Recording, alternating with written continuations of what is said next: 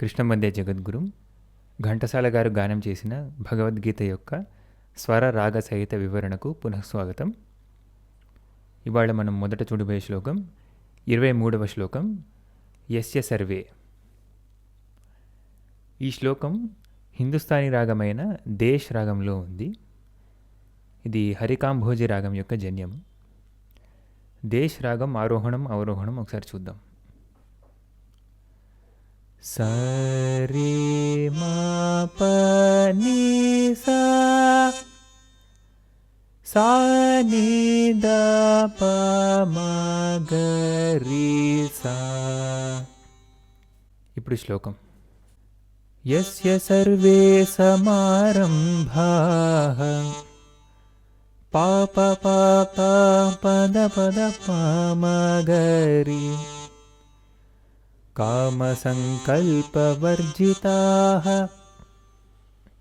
సా స రీ మా పాప జ్ఞానాగ్నిదగ్ధకర్మాణం రిమ ప ని ని సరి స ని స స తమాహుః పండితం బుధాః ని ద ప పద మ రి మ ప ప. తరువాతి శ్లోకం బ్రహ్మార్పణం. ఈ శ్లోకం మరియు దాని ముందర వచ్చే ఫ్లూట్లో లీడ్ రెండు దేశరాగంలోనే ఉన్నాయి. ముందర ఫ్లూట్లో వచ్చే లీడ్ చూద్దాం.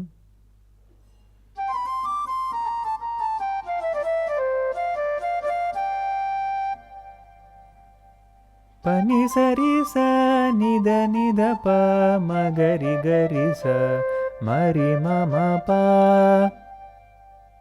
బ్రహ్మార్పణం బ్రహ్మ హవిః నిప మరి రి రి ని స స స స.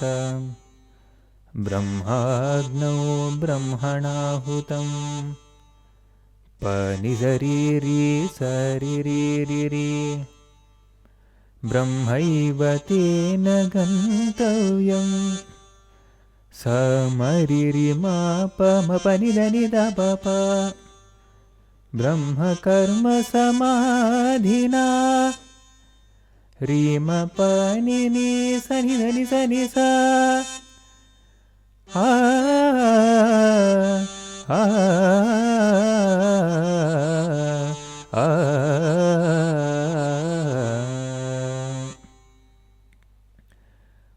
పని సరి స ని ద ప ద ప మ ప ద ని ద ప ద ప మ ప మ గ మ గరి గరి గరి సరి గ మ గరి రి గరి సా.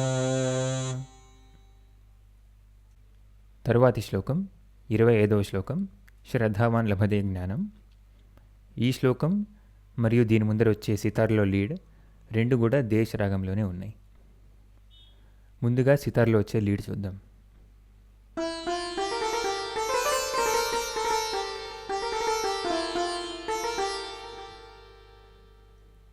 గ మ ప ని ద ని ప ద స ని రి స ని ని ద ప ప ని ద ప గ మ గ ని ప. శ్లోకం. శ్రద్ధావాన్ లభతే జ్ఞానం ని స స ని స ని ద ద తత్పరః సంయతేంద్రియః ని స ని ప ప ని ప మ ప మ గ గ. జ్ఞానం లబ్ధ్వా పరాం శాంతిం సా గ గ ప ప ద స ప ప ద ప ద మ మ. అచిరేణాధిగచ్చతి మమ ని ద సా ని రి స స. ధన్యవాదాలు.